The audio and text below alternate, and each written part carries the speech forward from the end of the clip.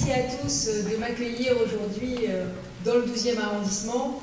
Alors, chère Valérie, chère Nathalie, cher Jean-François, vous savez que j'ai un attachement particulier pour le 12e, parce qu'il se trouve que j'y ai un peu travaillé, et que Nicolas Sarkozy m'a fait l'honneur de me nommer à Bercy, et que donc j'étais aux premières loges pour observer le 12e arrondissement. Observer le 12e arrondissement, observer ses embouteillages, observer sa gare de Lyon avec tous les problèmes qui s'y attachent, observer aussi la difficulté à restaurer une vraie convivialité dans le 12e. Et puis le 12e, je l'ai connu aussi en tant que ministre de l'Enseignement supérieur, parce qu'à l'époque, je caressais un beau projet qui était de récupérer la caserne de Reuilly et d'en faire un magnifique projet pour les étudiants de Paris. Pour les étudiants de Paris.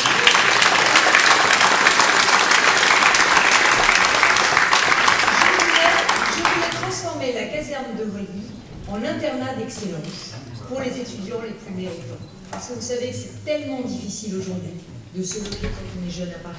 On a la première ville universitaire du monde, et en même temps, on est incapable de loger nos jeunes. Et j'avais ce projet au cœur, parce que vous savez, les casernes, les logements des officiers, ça ressemble un petit peu à des logements étudiants. En réalité, c'est tout à fait proche. Et ce que j'ai réussi à faire dans le 5e arrondissement, je n'ai absolument pas réussi à le faire dans le 12e avec la caserne de Reuilly. À l'époque, l'équipe de Madame Hidalgo et de Bertrand Delanoë ont totalement bloqué le projet. Pourquoi ont-ils bloqué le projet? Eh bien, en réalité, non pas parce qu'on a suffisamment de logements étudiants à Paris. En plus, nous avions des financements pour ça. C'était les financements des investissements d'avenir.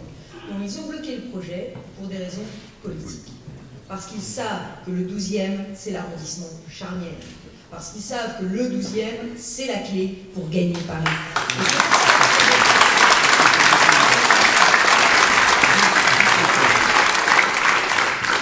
Alors, on a bien compris, aujourd'hui, toute leur énergie va être mise pour conserver le 12e arrondissement. Et toute la vôtre va être mise pour le faire basculer. Et moi, je sais que vous allez y arriver. Alors, vous allez y arriver pourquoi? Vous allez y arriver d'abord parce que vous avez des très bonnes candidates. Alors, je suis assez fière de dire 2 candidates, Valérie et Nathalie. Valérie pour le 12e. Alors, je voudrais juste un petit témoignage sur Valérie, parce que Valérie, je l'ai repérée, elle ne le sait pas, mais je l'ai repérée en 2012, quand elle était suppléante à l'époque pour les législatives. Et déjà, je m'étais dit, quel punch, quelle assurance, quelle aisance, quelle mobilisation.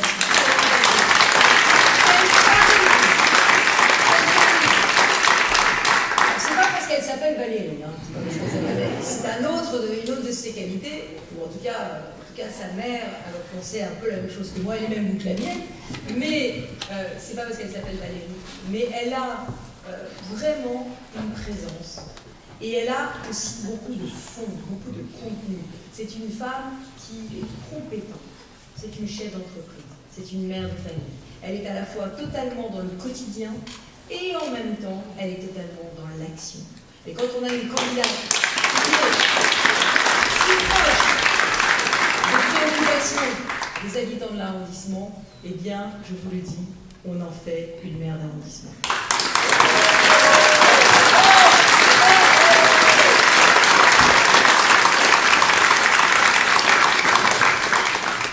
Et puis, bien évidemment, Valérie, tu es d'abord ici comme porte-parole de Nathalie.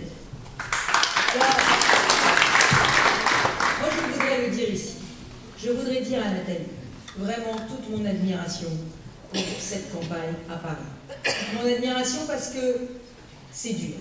Voilà, c'est dur de se battre contre à la fois Madame Hidalgo, à la fois Monsieur Barthelone qui veut prendre la métropole du Grand Paris, Monsieur Huchon, le président de la région, qui en rajoute une couche pour aider évidemment à la victoire à Paris, mais aussi l'ensemble du gouvernement, parce qu'ils sont tous ici ligués pour que Paris reste à gauche, tous. Et on les voit tous défiler pour venir soutenir Madame Hidalgo. Donc c'est contre le gouvernement, c'est contre la région, c'est contre la ville que tu te bats, et en même temps, bah, écoute, tu as ce courage, cette détermination.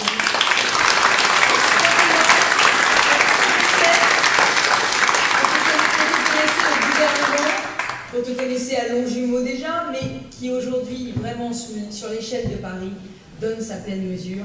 Et vraiment, je te dis bravo, parce que je pense qu'aujourd'hui, s'ils sont derrière toi, c'est parce qu'ils ont tous senti que vraiment, eh bien, ils pouvaient avoir confiance en toi. Et moi, je voudrais pas vous parler seulement du 12e arrondissement, si vous me le permettez. Je voudrais vous parler de la situation nationale. Parce que, malgré tout, ces municipales du 23 et du 30 mars, c'est aussi le premier moment où les Français vont pouvoir mettre un carton rouge à François Hollande.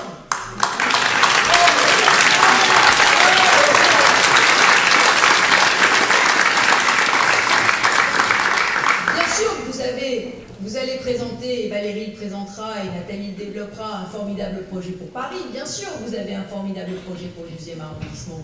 Mais enfin, il n'y a pas que ça.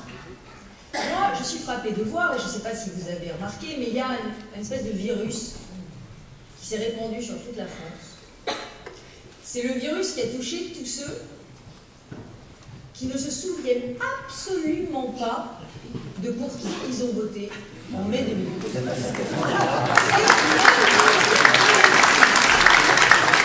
l'amnésie collective.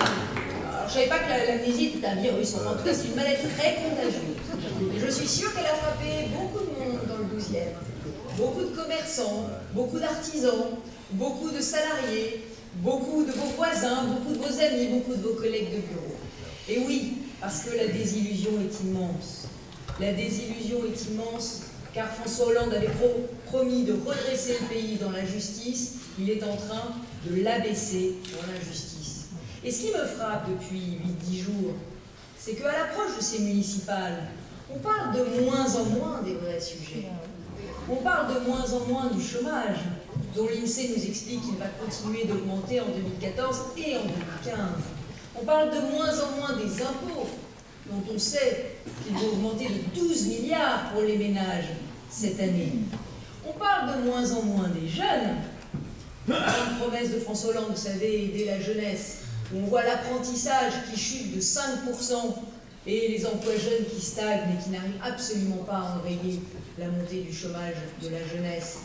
On ne parle pas des 77% d'investissements étrangers en moins dans notre pays, et singulièrement évidemment dans notre capitale. Alors comment est-ce que le gouvernement croit qu'il va créer des emplois à l'avenir, à Paris et dans toute la France? Il va les créer avec vos impôts, en augmentant encore le nombre des emplois jeunes, ou il va les créer en faisant un environnement favorable pour la création d'entreprises et favorable aux entrepreneurs?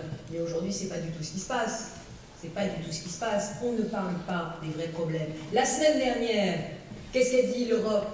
L'Europe nous a mis sous surveillance. L'Europe a dit vous deviez être à 3% de déficit, vous êtes à 4,3%. Qu'est-ce qui se passe? Où sont les réformes? Vous nous aviez promis les réformes, elles sont où? Les réformes, la France est mise sous surveillance, quasiment sous tutelle européenne, parce qu'elle ne remplit pas ses engagements.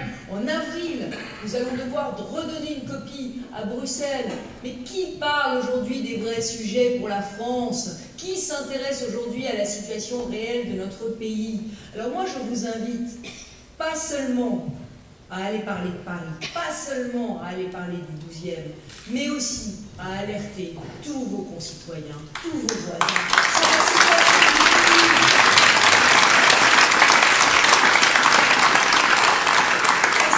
Qu'est-ce qu'ils disent les Français? Ils disent, ça ne va pas encore durer 3 ans comme ça. Mais si, bien sûr, ça va durer 3 ans comme ça. Ça va durer 3 ans comme ça parce que nous avons des institutions qui sont extrêmement solides, qui donnent de la stabilité au gouvernement. Et ceux qui rêvent d'une démission de François Hollande ou d'une dissolution, je leur dis, écoutez, voilà, on ne peut pas rêver tout éveillé quand même. Non. Donc, là, le sujet aujourd'hui, c'est qu'est-ce qui peut faire changer de politique François Hollande? C'est aussi les résultats de ces municipales.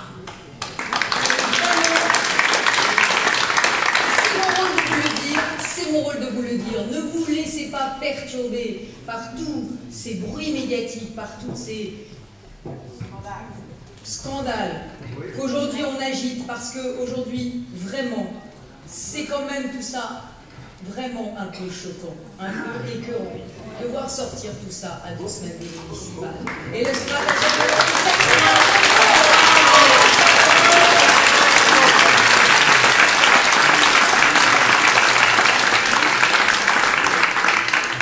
Alors dites-le à tous. Aujourd'hui, si vous voulez que ça change, si vous voulez que le pays change, si vous voulez que Paris change, si vous voulez que le 12e change, alors il faut voter Valérie Montagne.